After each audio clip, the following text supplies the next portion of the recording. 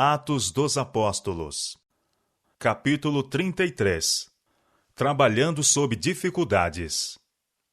Embora Paulo fosse cuidadoso em expor perante os conversos o claro ensino das Escrituras referente ao legítimo sustento da obra de Deus, e embora reclamasse para si mesmo, como ministro do Evangelho, o direito de deixar de trabalhar em atividades seculares como meio de manutenção própria, todavia, em várias ocasiões, durante seu ministério, nos grandes centros da civilização, dedicou-se a um trabalho manual para ganhar sua manutenção.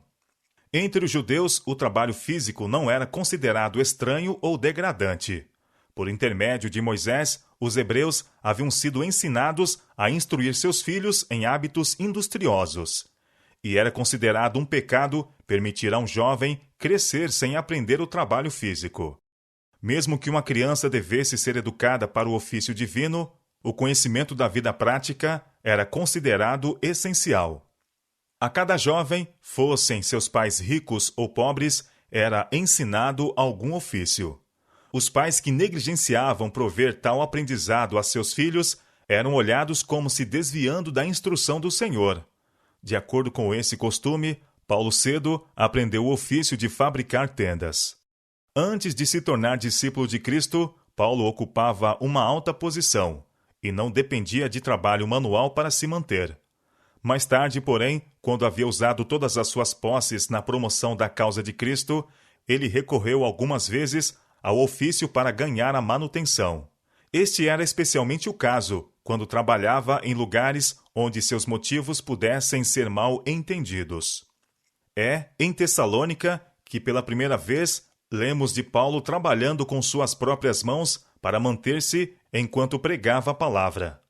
Escrevendo ao grupo de crentes ali, ele lhes recorda que teria podido ser-lhes pesado e acrescenta: porque bem vos lembrais, irmãos, do nosso trabalho e fadiga, pois trabalhando noite e dia, para não sermos pesados a nenhum de vós, vos pregamos o Evangelho de Deus. 1 Tessalonicenses, capítulo 2, versos 6 e 9. E outra vez, em uma segunda epístola a eles, declara que ele e seus companheiros, enquanto permaneceram com eles, não comeram pão de nenhum deles de graça. Noite e dia trabalharam, escreveu, para não sermos pesados a nenhum de vós. Não porque não tivéssemos autoridade, mas para vos dar em nós mesmo exemplo, para nos imitardes. 2 Tessalonicenses, capítulo 3, versos 8 e 9. Em Tessalônica, Paulo havia encontrado os que se recusavam trabalhar com suas próprias mãos. Foi a respeito dessa classe que ele escreveu mais tarde. Alguns entre vós andam desordenadamente, não trabalhando, antes fazendo coisas vãs. A esses tais, porém, mandamos e exortamos por nosso Senhor Jesus Cristo, que trabalhando com sossego, comam o seu próprio pão. Enquanto trabalhava em Tessalônica, Paulo havia tido cuidado de dar a tais pessoas um bom exemplo. Porque quando ainda estávamos convosco, escreveu: vos mandamos isto, que se alguém não quiser trabalhar, não coma também. Em cada época, Satanás tem procurado prejudicar os esforços dos servos de Deus pela intromissão na igreja do espírito de fanatismo. Assim foi nos dias de Paulo e assim foi também durante o tempo da Reforma. Séculos mais tarde, Wycliffe, Lutero e muitos outros que abençoaram o mundo por sua influência e fé encontraram as astúcias pelas quais o inimigo busca levar ao fanatismo extremado mentes desequilibradas e não santificadas. Criaturas desorientadas têm ensinado que a conquista da verdadeira santidade coloca a mente acima de todos os pensamentos terrestres e leva os homens a se absterem inteiramente do trabalho.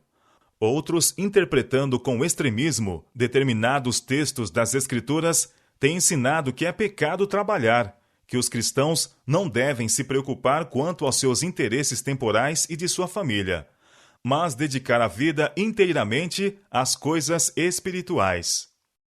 Os ensinos e exemplos do apóstolo Paulo são uma reprovação a tais extremismos.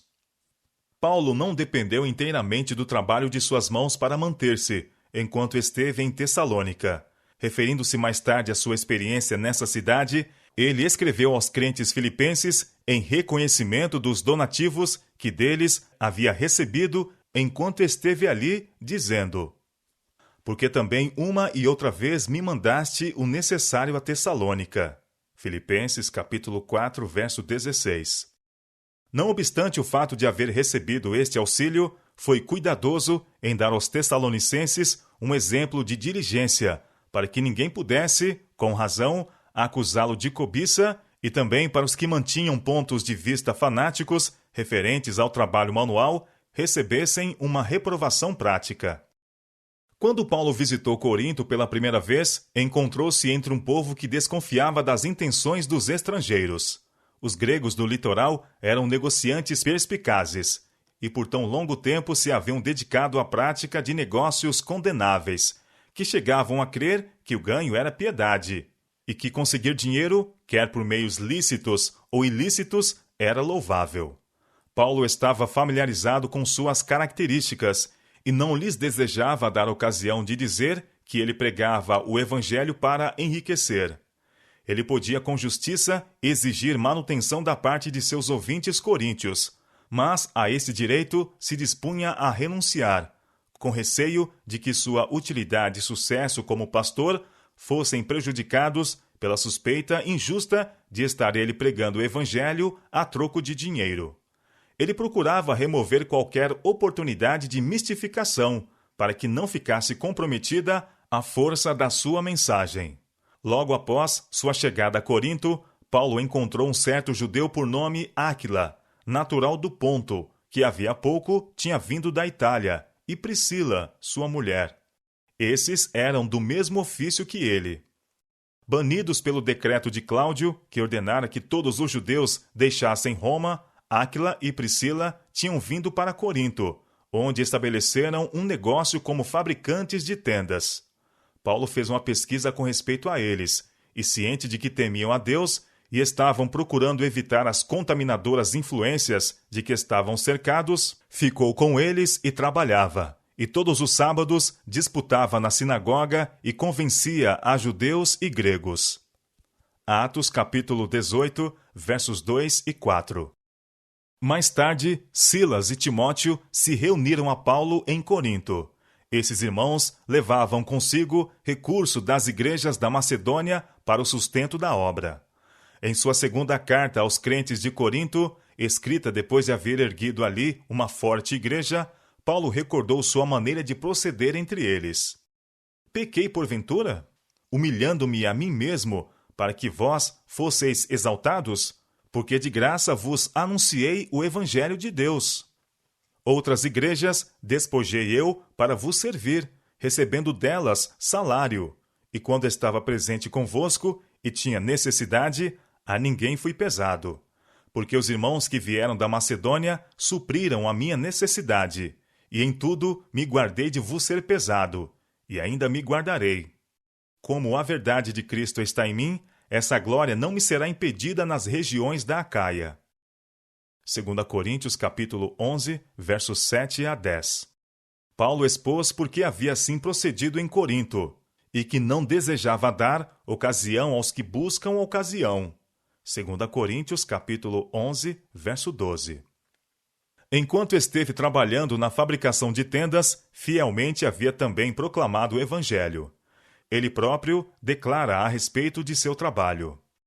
Os sinais do meu apostolado foram manifesto entre vós com toda a paciência, por sinais, prodígios e maravilhas. E acrescenta: porque em que tendes vós sido inferiores às outras igrejas, a não ser que eu mesmo vos não fui pesado? Perdoai-me este agravo.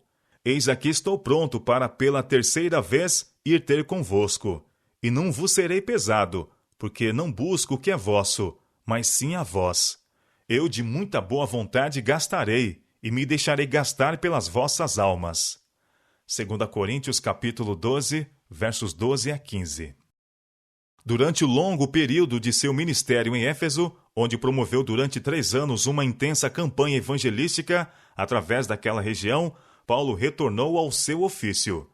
Em Éfeso, como em Corinto, o apóstolo se rejubilou pela presença de Áquila e Priscila, os quais o haviam acompanhado em seu retorno à Ásia, ao fim de sua segunda viagem missionária. Havia alguns que faziam restrição a estar Paulo trabalhando num ofício, sob a alegação de que era incoerente com a obra de um ministro evangélico.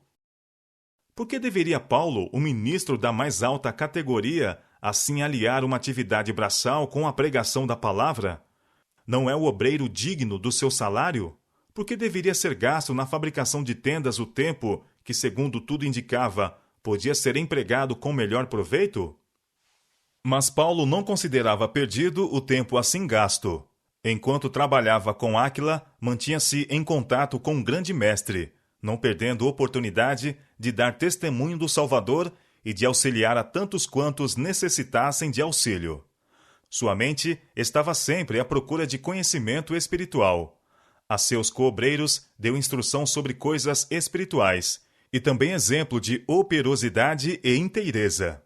Era um obreiro hábil e ativo, diligente nos negócios, fervoroso no espírito, servindo ao Senhor.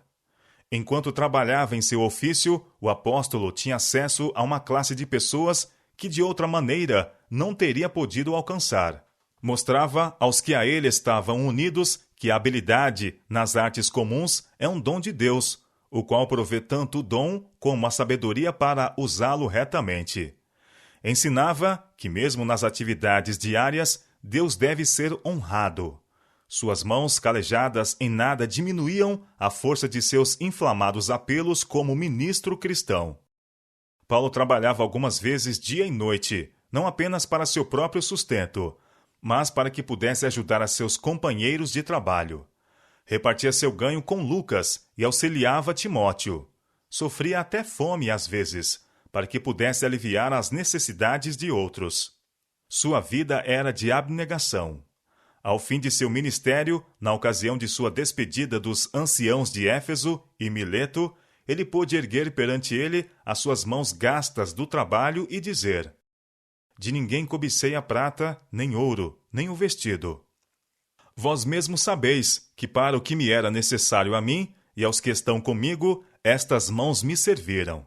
Tenho-vos mostrado em tudo que, trabalhando assim, é necessário auxiliar os enfermos e recordar as palavras do Senhor Jesus que disse: Mais bem-aventurada coisa é dar do que receber.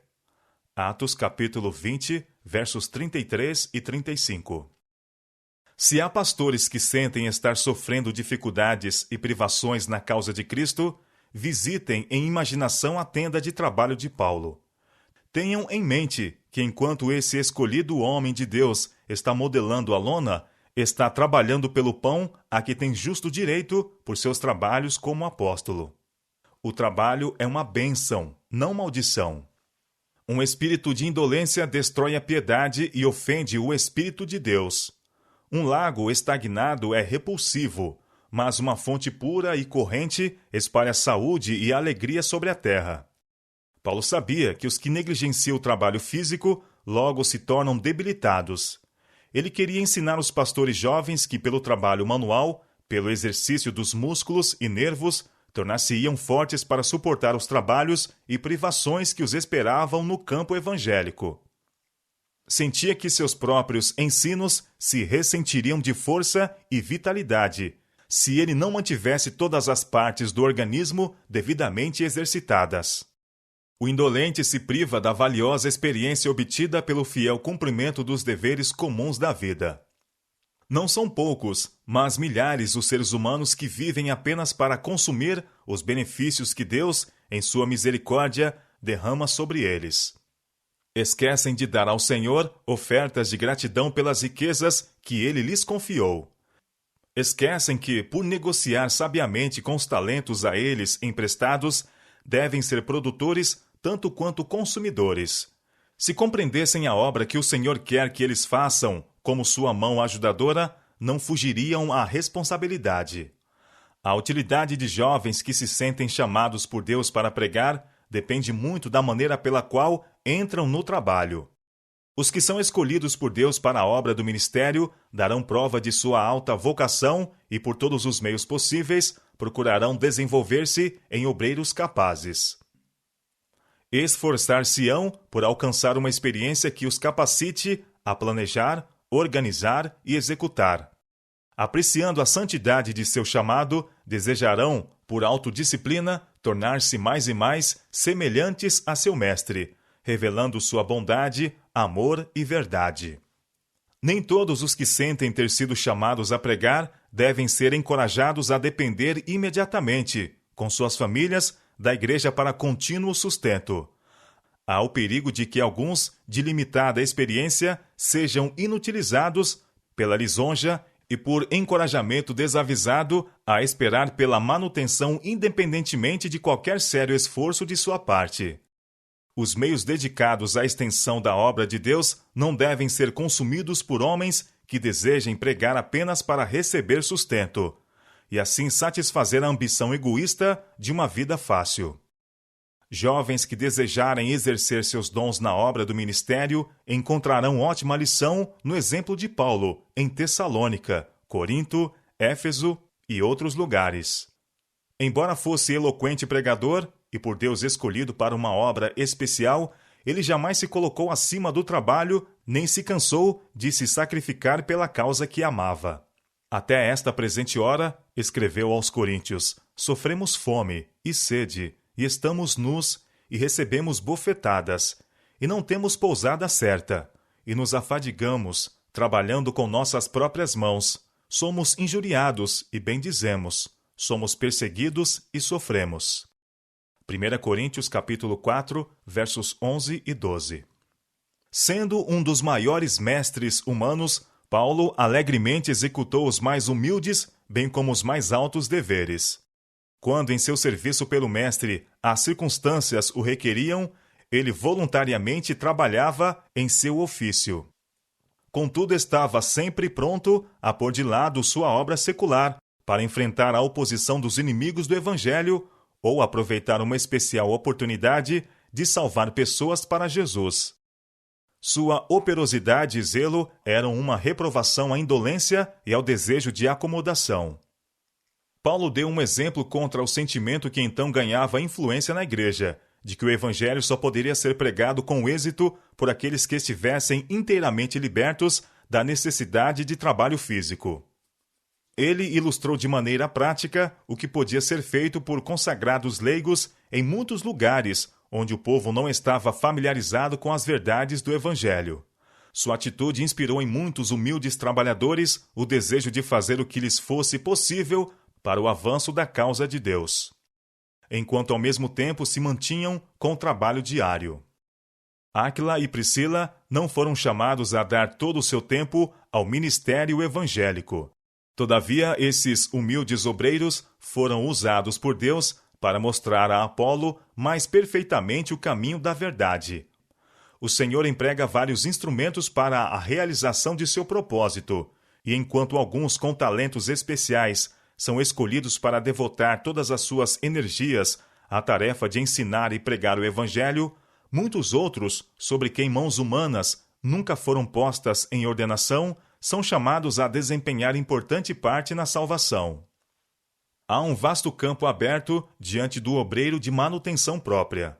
Muitos podem alcançar valiosas experiências no ministério, enquanto trabalham parte do tempo em alguma forma de atividade manual, e por esse método, eficientes obreiros podem se desenvolver para importantes serviços em campos necessitados. O voluntário e abnegado servo de Deus, que trabalha incansavelmente pela palavra e pela doutrina, leva sobre o coração um pesado fardo. Ele não mede suas obras pelas horas. O salário não tem influência em seu trabalho, nem se desvia ele do dever por causa de condições desfavoráveis. Recebe do céu sua missão, e do céu espera a recompensa quando a obra a ele confiada estiver concluída. É desígnio de Deus que tais obreiros estejam livres de ansiedade desnecessária, a fim de que possam obedecer completamente à ordem de Paulo a Timóteo. Medita estas coisas, ocupa-te nelas. 1 Timóteo capítulo 4, verso 15. Conquanto devam ser cuidadosos em exercitar-se o bastante para manter a mente e o corpo vigorosos, não é plano de Deus que sejam obrigados a gastar grande parte de seu tempo em empreendimentos seculares. Esses fiéis obreiros, embora sejam dispostos a gastar-se pelo Evangelho, não estão isentos de tentação. Quando embaraçados e sobrecarregados de ansiedade, por deixar a igreja de lhes prover o devido sustento financeiro, alguns são ferozmente assediados pelo tentador. Quando veem suas atividades tão levianamente apreciadas, tornam-se deprimidos. Na realidade, eles aguardam o tempo do juízo para receber a legítima recompensa, e isso os anima. Contudo, sua família precisa de roupa e alimento. Se pudesse sentir libertos de sua missão divina, de bom grado trabalhariam com suas próprias mãos. Mas eles sentem que seu tempo pertence a Deus, não obstante a miopia dos que deveriam prover-lhes suficientes fundos. Sobrepõe-se a tentação de empreenderem atividades pelas quais logo se colocariam além do alcance da penúria, e continuam a trabalhar para o avanço da causa que lhes é mais amada que a própria vida. Para assim proceder, porém, são forçados a seguir o exemplo de Paulo e empenham-se por algum tempo em trabalho manual enquanto continuam a promover sua atividade ministerial. Assim procedem, não para buscar seus próprios interesses, mas os interesses da causa de Deus na terra. Há vezes em que parece ao servo de Deus impossível realizar a obra necessária, porque faltam meios para levar avante um trabalho sólido e forte. Alguns ficam temerosos de que não possam fazer tudo quanto sentem que é seu dever, com os recursos de que dispõem. Mas, se avançarem com fé, a salvação de Deus será revelada, e o êxito acompanhará seus esforços. Aquele que ordenou a seus seguidores ir por todas as partes do mundo, susterá cada obreiro que, em obediência a seu mando, procura proclamar sua mensagem. Na promoção de sua obra, nem sempre o Senhor torna claras todas as coisas a seus servos. Algumas vezes, ele prova a confiança de seu servo, deparando-lhe circunstâncias que o compelirão a prosseguir pela fé. Não raro, leva-os a lugares difíceis e apertados, e ordena que avancem quando seus pés parecem estar tocando as águas do Jordão. É em tais ocasiões, quando as orações de seus servos ascendem a ele em fervorosa fé, que Deus abre o caminho diante deles e leva-os a um lugar espaçoso. Quando os mensageiros de Deus reconhecerem suas responsabilidades em relação às partes necessitadas da vinha do Senhor e no espírito do obreiro por excelência trabalharem incansavelmente para a conversão de pecadores, os anjos de Deus prepararão o caminho diante deles, e os meios necessários para o avanço da obra serão providos. Os que são esclarecidos darão livremente para sustentar a obra feita em seu próprio benefício.